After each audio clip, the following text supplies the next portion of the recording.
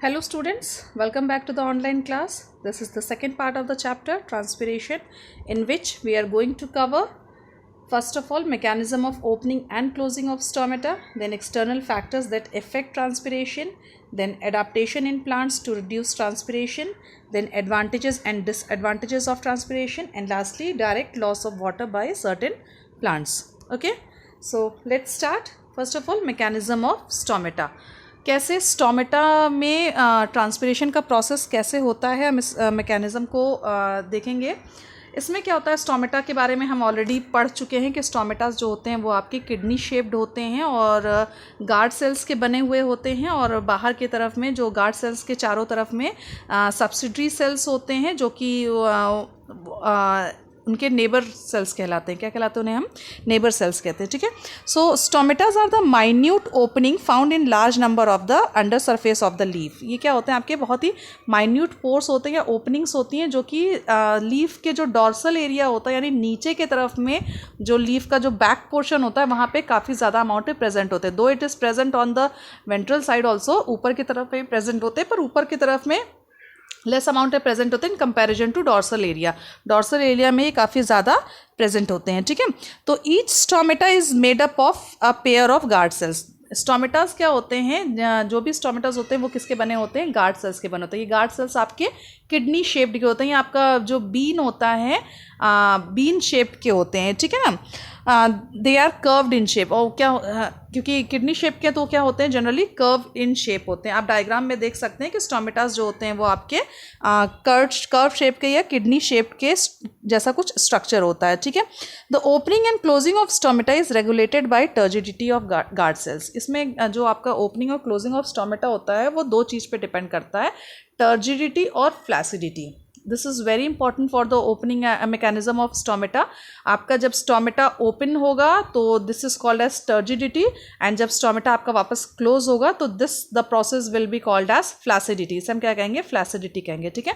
तो जैसे ही आपका गार्ड सेल्स जब अपने सब्सिडरी सेल से अपने नेबर सेल से वाटर को एब्जॉर्ब करते हैं, वाटर को उनसे लेते हैं, और लार्ज अमाउंट में जब वाटर गार्ड सेल्स में भरने लगता है तो आपका गार्ड सेल्स क्या आ जाते हैं? वो फूलने लगते हैं, स्वेल्ड अप हो जाते हैं, क्योंकि उनके अंदर में टर्गर प्रेशर डेवलप होने लगता है. ठीक है ना. वो स्वेल्ड अप हो जाते हैं, और इसके कारण में क्या होता है? इनका जो कर्व एरिया होता है, जो सेंटर पोर्शन होता है, जिसे हम स्टोमा कहते हैं. ठीक है. I will show you.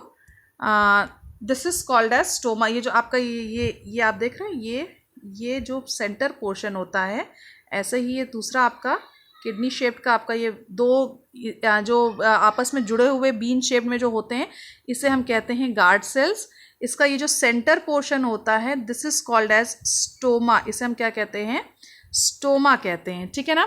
सो जैसे ही ये सेल्स में वाटर जो होता है, गार्ड सेल्स में जैसे ही वाटर फिल होता है, वाटर के मॉलिक्यूल्स जैसे आते हैं, तो आपका गार्ड सेल क्या हो जाता है? आपका फूलने लगता है, स्वेल्ड अप होने लगता है, and this condition is called as your turgidity. इसे हम क्या कहते हैं? टर्जिडिटी कहते हैं. टर्जिडिटी एंड फ्लैसिडिटी हम पहले भी पढ़ चुके हैं. Again I am repeating it कि जैसे ही वाटर के मॉलिक्यूल्स को एब्जॉर्ब करके गार्ड सेल्स स्वेल्ड अप हो जाते हैं, this condition is called as turgidity. और क्योंकि जैसे ही गार्ड सेल आपका टर्जिड हो जाता है, नेचर इन्हें फूलने लगता है, तो दोनों गार्ड सेल्स के बीच में, ये आपका फर्स्ट गार्ड सेल और आपका जो फर्स्ट गार्ड सेल है और आपका दूसरा गार्ड सेल है, इन दोनों गार्ड सेल्स के क्या होते हैं? ये पीछे की तरफ में खींचने लगते हैं और इनके बीच में गैप आ जाता है. You can see over here, जैसे ही वाटर के मॉलिक्यूल्स आ रहे हैं, इनको गार्ड सेल्स एब्जॉर्ब कर रहे हैं, तो इन दोनों गार्ड सेल्स, ये पहला वाला गार्ड सेल और ये दूसरे वाले गार्ड सेल्स के बीच में क्या हो गया? गैप आ गई, एंड दिस गैप, ये गैप को हम कहते हैं ओपनिंग ऑफ स्टोमेटा. इसे हम क्या कहते हैं? Opening of stomata. यहाँ पे क्या हो गया? आपका स्टोमेटा ओपन हो गया है, और लार्ज अमाउंट में वाटर के मॉलिक्यूल्स जो कि गार्ड सेल में अवेलेबल थे, वो क्या हो गया? वो बाहर स्टोमेटास के थ्रू, ओपनिंग के थ्रू, स्टोमा के थ्रू जो होते हैं वो बाहर आने लगते हैं. ठीक है. तो यहाँ से क्या होता है? Hence large amount of water molecules का क्या होता है? लॉस होता है, and this process is called as your transpiration. ठीक है. So the guard cell can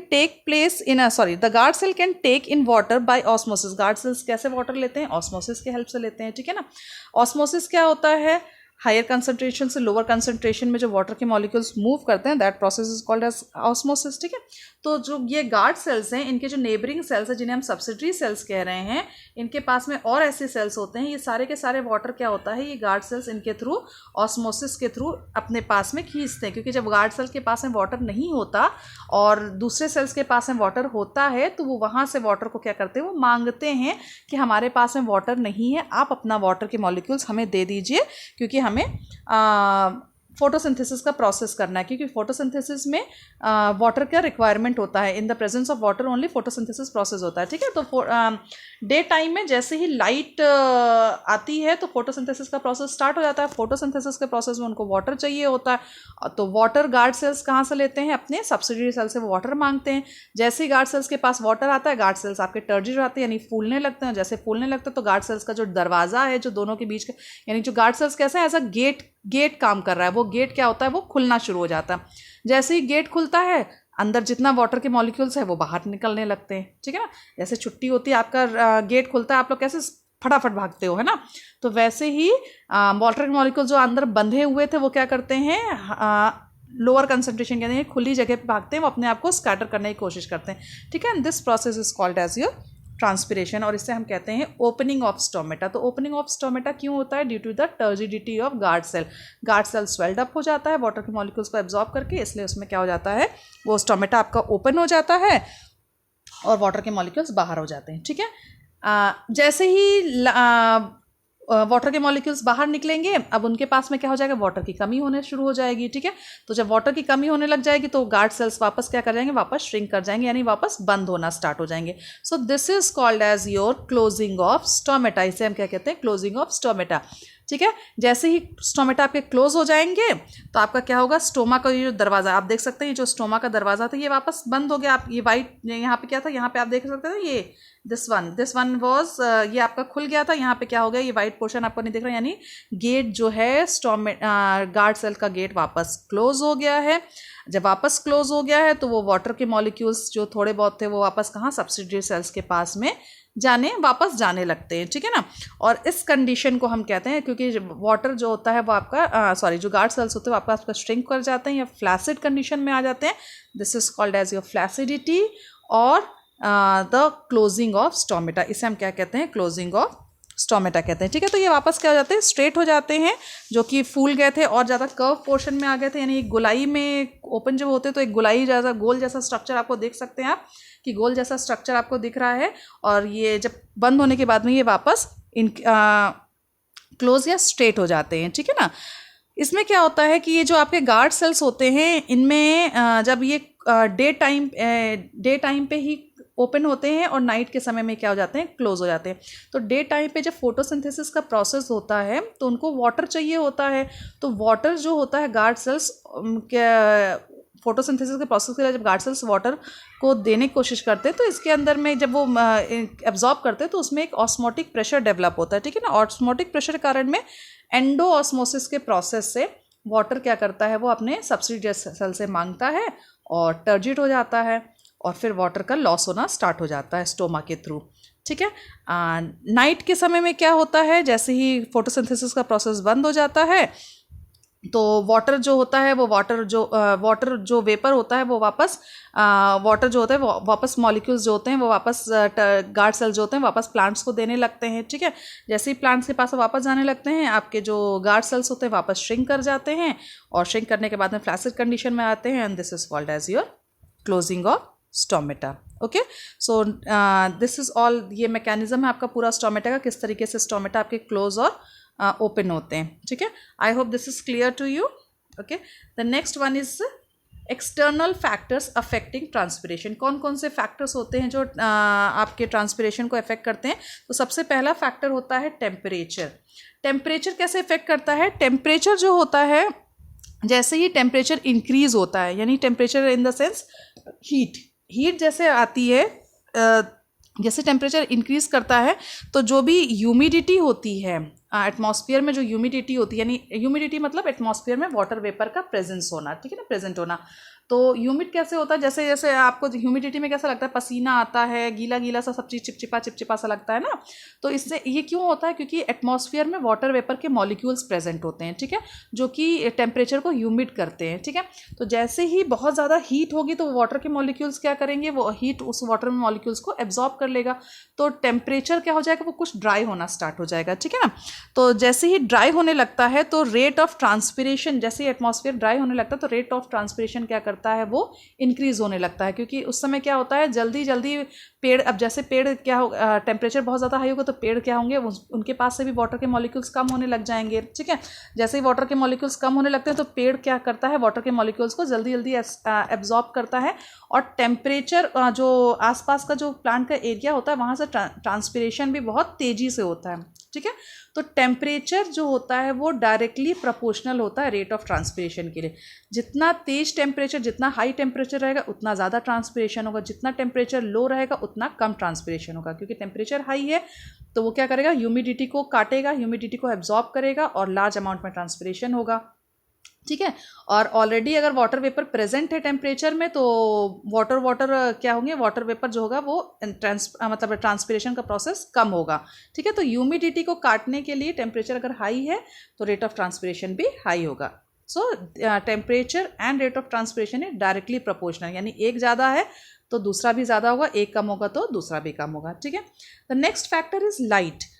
light सबसे इंपॉर्टेंट पार्ट होता है ट्रांसपिरेशन के लिए, क्योंकि अगर लाइट नहीं है तो ट्रांसपिरेशन का प्रोसेस पॉसिबल नहीं है, क्योंकि लाइट नहीं होगा तो फोटोसिंथेसिस का प्रोसेस नहीं होगा, फोटोसिंथेसिस का प्रोसेस नहीं होगा तो ओपनिंग ऑफ स्टोमेटास नहीं ओपन होंगे, और स्टोमेटास नहीं ओपन होंगे तो ट्रांसपिरेशन जो होगा, लॉस ऑफ वाटर के मॉलिक्यूल्स का जो लॉस है वो होना पॉसिबल नहीं है। So light is also directly proportional to rate of transpiration. Light भी आपका क्या होता है, डायरेक्टली प्रोपोर्शनल होता है लाइट रेट ऑफ ट्रांसपिरेशन, क्योंकि it depends in the opening of stomata, ठीक है। और लाइट के कारण ही स्टोमेटा ओपन होते हैं और तभी ट्रांसपिरेशन पॉसिबल है, ठीक है। अगर लाइट कम रहेगी या तो ट्रांसपिरेशन कम होगा, लाइट ज़्यादा रहेगी तो ट्रांसपिरेशन ज़्यादा होगा। The third is humidity.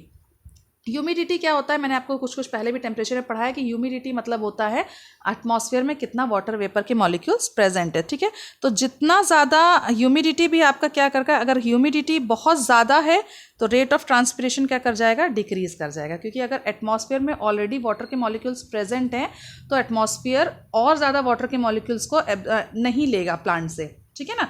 तो अगर ये क्या होता है, ये एक दूसरे के क्या होते हैं, इन्वर्सनली प्रोपोर्शनल होते हैं, ये एक दूसरे के अपोजिट चलते हैं, इन्वर्सनली प्रोपोर्शनल होते हैं, ठीक है। अगर ह्यूमिडिटी ज़्यादा है तो रेट ऑफ ट्रांसपिरेशन कम हो जाएगा, और ह्यूमिडिटी कम है तो रेट ऑफ ट्रांसपिरेशन क्या हो जाएगा, ज़्यादा हो जाएगा, ठीक है। तो अगर अगेन आई एम शोइंग, अगर टेम्परेचर हाई है तो रेट ऑफ ट्रांसपिरेशन भी हाई होगा, ठीक है। तो ये एक दूसरे के क्या है, डायरेक्टली प्रोपोर्शनल, यानी temperature is equal to rate of transpiration, ठीक है। अगर लाइट ज़्यादा है तो रेट ऑफ ट्रांसपिरेशन भी ज़्यादा होगा, और अगर लाइट कम है तो रेट ऑफ ट्रांसपिरेशन भी कम होगा। तो ये भी एक दूसरे के क्या हैं, डायरेक्टली प्रोपोर्शनल है। ह्यूमिडिटी क्या है, अगर ह्यूमिडिटी ज़्यादा है तो रेट ऑफ ट्रांसपिरेशन कम होगा, और ह्यूमिडिटी अगर कम है तो रेट ऑफ ट्रांसपिरेशन क्या होगा, कम होगा। तो ये एक दूसरे के क्या है, इन्वर्सनली प्रोपोर्शनल है। तो ये क्या होते हैं एक दूसरे के, humidity is inversely proportional to rate of transpiration, ठीक है ना। तो यानी इसमें क्या होता है, ह्यूमिडिटी अगर बहुत ज़्यादा है तो रेट ऑफ ट्रांसपिरेशन कम हो जाएगा, क्योंकि ऑलरेडी वाटर के मॉलिक्यूल्स प्रेजेंट है एटमॉस्फेयर में, बहुत ज़्यादा वाटर के मॉलिक्यूल्स नहीं एब्जॉर्ब करेगा, नहीं लेगा, ठीक है ना, इसलिए।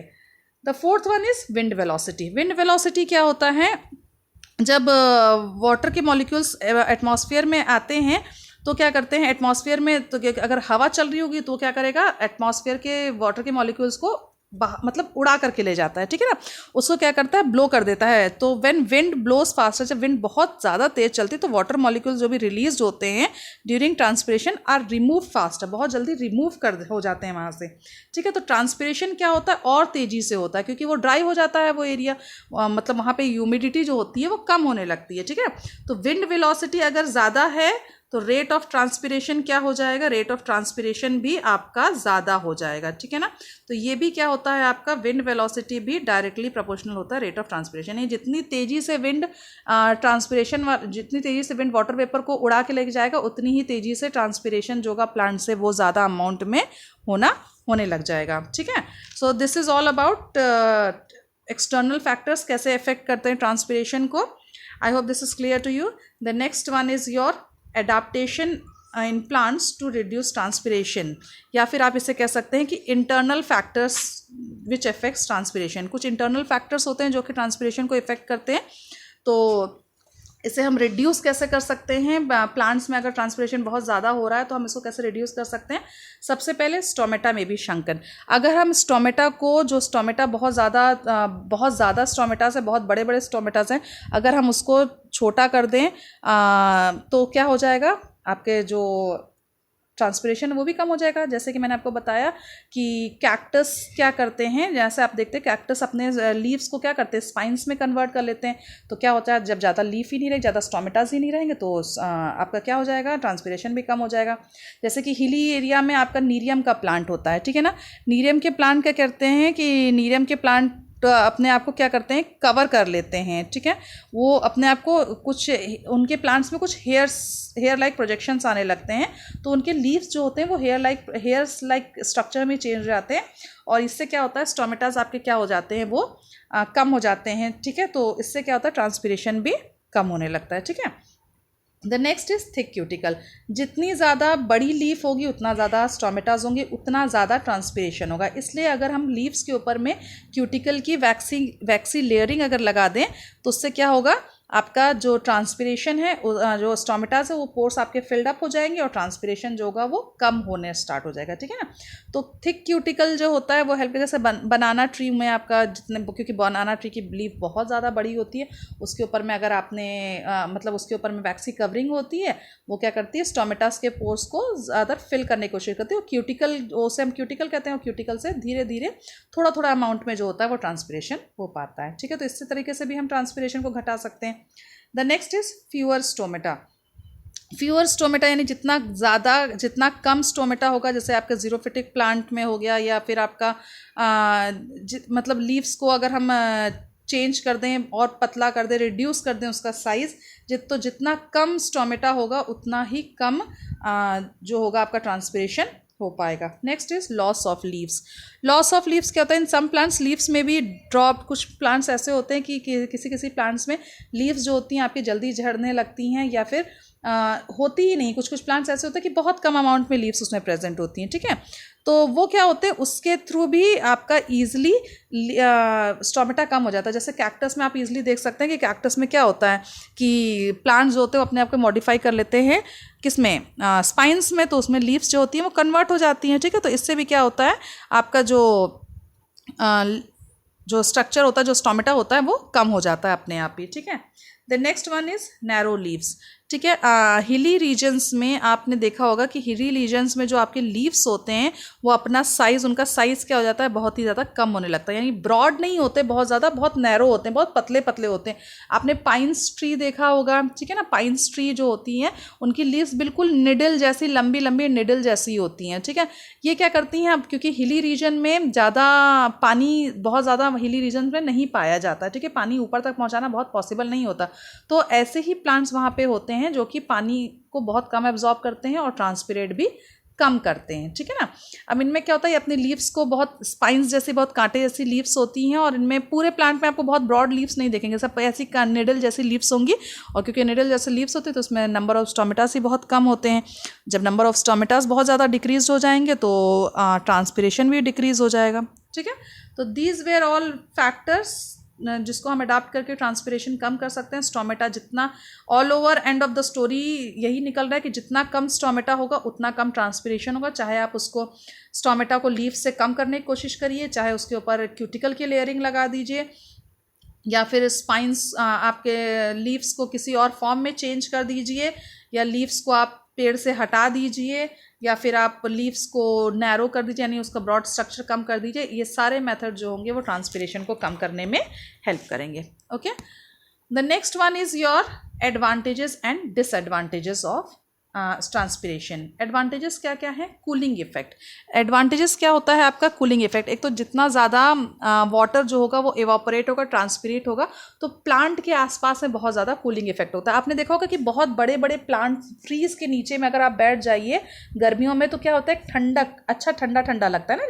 नीम के पेड़ के नीचे बैठ जाइए तो कितना ठंडा ठंडा लगता है। उसमें क्या होता है, नीम के पेड़ में इतनी सारी लीव्स होती हैं, इतने सारा मतलब लीव्स होती हैं जिससे बहुत सारे स्टोमेटास प्रेजेंट होते हैं, और वो सारे के सारे ट्रांसपिरेशन का प्रोसेस करते हैं, जिससे क्या होता है वाटर वेपर जो होता है वो आसपास के टेम्परेचर्स के साथ में आसपास के एटमॉस्फेयर में वो मिला हुआ होता है, जिससे कि कूलिंग इफेक्ट आता है। भाई वाटर तो कूलिंग इफेक्ट देता ही है ना, तो वैसे ही जितना ज़्यादा लीव्स होती हैं उतना ज़्यादा ही कूलिंग इफेक्ट आता है पेड़ के आसपास में। ठीक है, next is suction force. Suction force में हेल्प करता है, क्यों? क्योंकि जैसे ही आपका ट्रांसपिरेशन होता है तो जो एक सक्शन फोर्स डेवलप होता है, क्योंकि वाटर ट्रांसपिरेट हो रहा है, वाटर बाहर निकल रहा है स्टोमेटा से, तो स्टोमेटा क्या होता है, एक सक्शन फोर्स लगाता है एक तो उसके कारण में वहाँ पे डेवलप, जब सक्शन फोर्स डेवलप होता है तो उसके कारण में क्या होता है, वाटर जो होता है वो अपवर्ड डायरेक्शन में मूव करता है।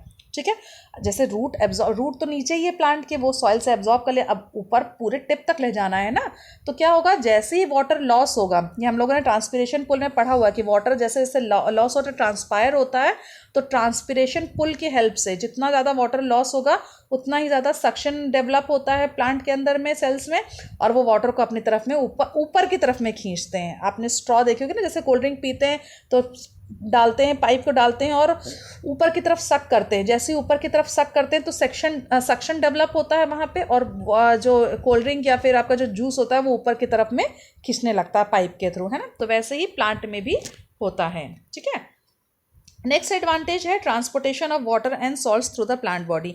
अब क्योंकि ट्रांसपिरेशन हो रहा है तो वाटर के मॉलिक्यूल, वाटर या वाटर मिनरल्स क्या होते हैं, एक जाइलम के पाइप के थ्रू, भाई अब सक्शन फोर्स डेवलप हो रहा है, सक्शन फोर्स से क्या होता है, अपवर्ड मूवमेंट होता ही है जो भी वाटर का है या फिर मिनरल्स का है। तो वैसे क्या होता है कि जो वाटर का जो मॉलिक्यूल्स होते हैं वो अदर पार्ट्स ऑफ बॉडी में भी ट्रांसपोर्ट होने लगते हैं, वाटर और सॉल्ट्स के मॉलिक्यूल्स भी other parts of the body में ट्रांसपिरेट होने लगते हैं, जो कि हेल्प करता है, जहाँ जहाँ वाटर नहीं पहुँच सकता सक्शन फोर्स के कारण में, ट्रांसपिरेशन पुल के कारण में सब जगह पहुँच सकता है वो। ठीक है, the next is removal of excess of water from the plant. और इससे क्या होता है कि आपका जो प्लांट में ट्रांसपिरेशन अगर हो रहा है तो प्लांट में जो बहुत ज़्यादा एक्स्ट्रा वाटर है वो भी वाटर प्लांट से निकल जाता है, जिसके कारण में प्लांट के सेल्स जो होते हैं वो डिस्ट्रॉय या बर्स्ट नहीं कर पाते हैं। ठीक है, so these were are the advantages. Next is disadvantages. Disadvantages जो होता है, पहला डिसएडवांटेज है विल्टिंग। ठीक है, अगर बहुत ज़्यादा ट्रांसपिरेशन हो जा रहा है प्लांट में, तो क्या होता है, विल्टिंग, प्लांट के सेल्स क्या करते हैं, वो मुरझाने लगते हैं, फ्लैसिड कंडीशन में आ जाते हैं, और जिसके कारण प्लांट भी आपका विल्ट मतलब होता है सिकुड़ने लगता है। ठीक है ना, मुरझाने लगता है। तो बहुत ज़्यादा ट्रांसपिरेशन भी अच्छा नहीं, जिससे क्योंकि इसके कारण प्लांट्स क्या होते हैं, हमें मुरझाने लगते हैं। ठीक है, next is stunt growth. Stunt growth यानी ग्रोथ रुक जाती है, स्टंट मतलब रुकना। ठीक है, तो अगर बहुत ज़्यादा अमाउंट में वाटर ट्रांसपिरेशन हो रहा है तो ग्रोथ भी रुकने लगती है, ग्रोथ रुकने के बाद में कंडीशन आती है जब प्लांट आपका मुरझा करके डेड प्लांट हो जाता है। ठीक है ना, next is expenditure of energy.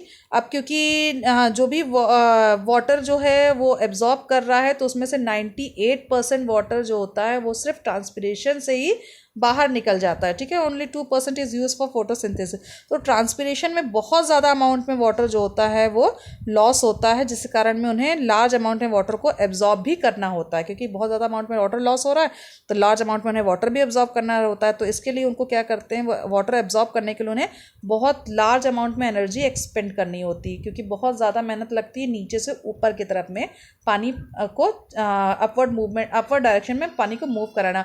अब आप देखते हैं कि ऊपर से पानी फेंकिए तो नीचे तो कितनी जल्दी कोई भी चीज़ आ जाती है, पर नीचे से ऊपर ले जाने को कोई चीज़ हो तो कितनी ज़्यादा एनर्जी लगती है ना, बहुत ज़्यादा। भाई नीचे से आप पानी ऊपर खींच रहे हैं तो कितना ज़्यादा एनर्जी, कितनी ज़्यादा मेहनत लगती है उसमें।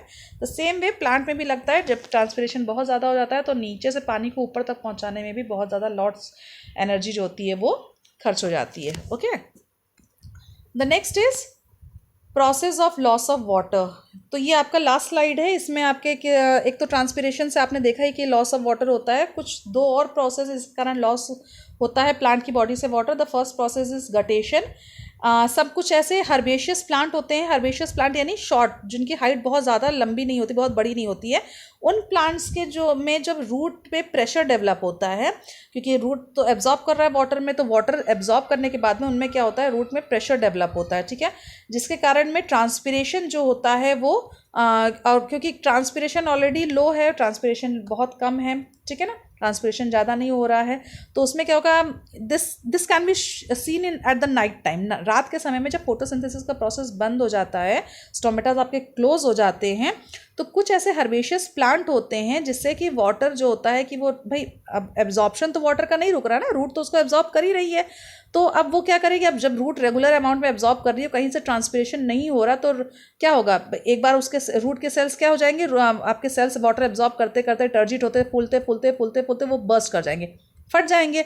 तो इस कंडीशन से बचने के लिए वाटर क्या होता है, वाटर जो होता है वो प्लांट के बाहर आने के लिए जो लीव्स की एजेस होती हैं, लीव्स के जो कॉर्नर्स में एजेस होती हैं, जो टिप में जो किनारा होता है, जिसे हम किनारा कहते हैं, उसमें आप देखेंगे या टिप में देखेंगे कि सुबह के समय में छोटे छोटे वाटर के ड्रॉपलेट्स होते हैं। जैसे घास में चलिए, जो घास में रात में आपकी सूखी घास आपने पानी नहीं डाला, सुबह जब आप ग्रास में जाकर के चलिए तो वो गीली होती हैं। कैसे हो जाती हैं, हम कहते हैं उसकी बूंदें गिरी हैं, इट्स नॉट दैट, ये आपका गटेशन प्रोसेस से होता है, ठीक है ना। उसमें क्या होता है, जब वाटर का लॉस कहीं से नहीं, ट्रांसपिरेशन नहीं होता, ट्रांसपिरेशन का प्रोसेस बंद हो जाता है, तो वाटर जो होता है वो प्लांट से डायरेक्ट वाटर ड्रॉपलेट्स के फॉर्म में, अब यहाँ पे वाटर वेपर नहीं आ रहा, वाटर ड्रॉपलेट्स के फॉर्म में प्लांट की बॉडी से बाहर आते हैं थ्रू एजेस ऑफ लीव्स के कारण। क्यों, क्योंकि अंदर की तरफ में बहुत ज़्यादा प्रेशर बनने लगता है, अब उसके कारण सेल आपकी फूटे ना, बर्स्ट ना करे, इस कारण क्या होता है, वो लीव्स उनको अलाउड कर देती हैं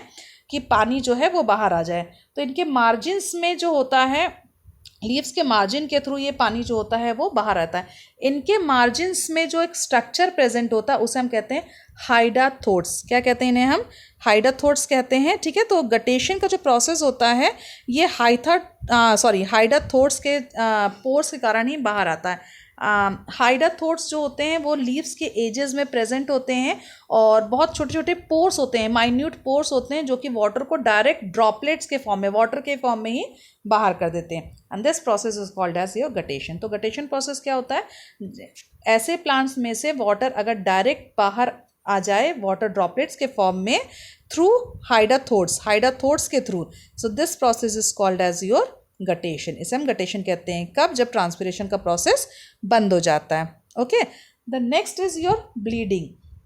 ब्लीडिंग क्या होता है, एक्सुडेशन ऑफ वाटरी सॉल्यूशन और SAP from the injured part of a plant is called bleeding.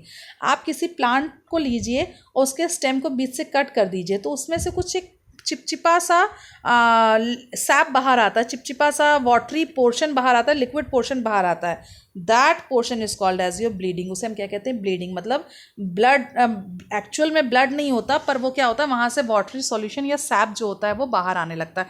अब आपके बॉडी में अगर मैंने कहीं पे कट लग जाता है, कहीं नाइफ वाइफ से कट लगता है, तो ब्लड बाहर आता है ना, तो इस प्रोसेस को हम क्या कहते हैं, ब्लीडिंग हो रही है।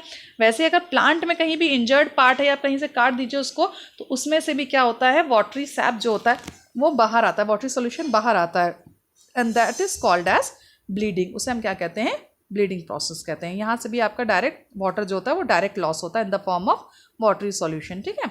So this was the all about transpiration, guttation and bleeding. Here the chapter ends. आपके जो नोट्स हैं ये PDF के फॉर्म में आपके ग्रुप में सेंड कर दिए जाएंगे। I hope the chapter is clear to you. बहुत छोटा सा चैप्टर है, बहुत इंपॉर्टेंट चैप्टर है। इस पूरे चैप्टर में जो सबसे ज़्यादा इंपॉर्टेंट था वो आपका पोटोमीटर है, उसको आप अच्छे से पढ़िए। मैंने क्वेश्चंस भी बताए उसमें, कौन कौन से क्वेश्चंस उसमें से बन सकते हैं आपके। So all the best. Thank you. God bless you.